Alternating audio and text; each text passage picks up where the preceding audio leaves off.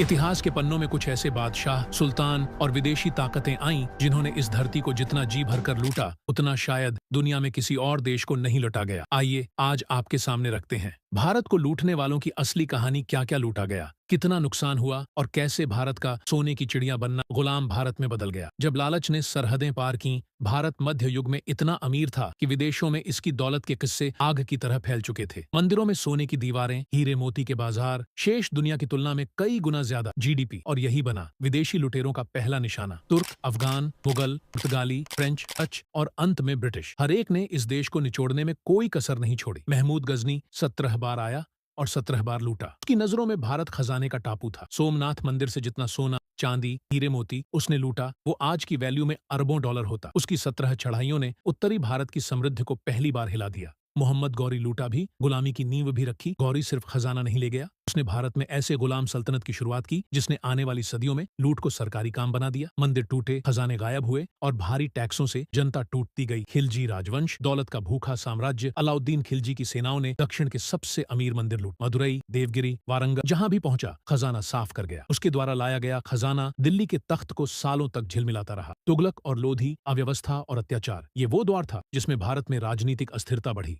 और जब अंदर से देश कमजोर होता है तभी बाहरी ताकतें फायदा उठाती हैं। किसान, व्यापारी, कारीगर, सब पर भारी टैक्स। भारतीय अर्थव्यवस्था धीरे धीरे टूट रही थी। मुगल कला, संस्कृति, लेकिन खजाने भी गए। सच यह है कि मुगलों ने और स्थापत्य दिया लेकिन लूटा नहीं, ऐसा कह देना अधूरा सच है। अकबर के समय भारत फिर अमीर हुआ, पर उसके बाद शाहजहां और औरंगजेब के दौर में साम्राज्य इतना खर्चीला हो गया कि टैक्सों का पहाड़ जनता पर टूट पड़ा। शाहजहां का ताजमहल जितना सुंदर है, उतना ही भारी टैक्सों के कारण उस दौर के कारीगर और किसान कुचले गए। औरंगजेब के अंतहीन युद्ध खजाने को खाली कर भारत आर्थिक रूप से फिर कमजोर हुआ और यही अवसर बन गया यूरोपीय ताकतों के लिए। समुद्र पार से आए लुटेरे, पुर्तगाली, डच, फ्रेंच पुर्तगालियों ने भारत के समुद्री व्यापार पर कब्जा कर लिया। मसाले, रत्न, काली मिर्च जिसकी कीमत सोने के बराबर थी, सस्ते में खींचकर अपने देश ले गए। डच ईस्ट इंडिया कंपनी ने भी भारत का व्यापार खजाना तेजी से चूसा। फ्रांसीसियों ने भी युद्ध और व्यापार दोनों से फायदा उठाया, लेकिन अंत में सबको पछाड़ने सिर्फ एक था, ब्रिटिश ईस्ट इंडिया कंपनी। सबसे बड़ी लूट की कहानी, यह इतिहास की सबसे बड़ी कॉर्पोरेट लूट थी। 1757 की प्लासी लड़ाई के बाद कंपनी ने बंगाल के खजाने पर हाथ रखा और सिर्फ 10 से 12 साल में बंगाल, जो कभी दुनिया का सबसे अमीर प्रांत कहा जाता था, भुखमरी से जूझने लगा। ब्रिटिश राज ने भारत से लगभग 45 ट्रिलियन डॉलर की संपत्ति निकाला। मतलब आज की दुनिया के कई देशों की कुल अर्थव्यवस्था से भी ज्यादा। भारत की टेक्सटाइल इंडस्ट्री, स्पाइस ट्रेड, कला,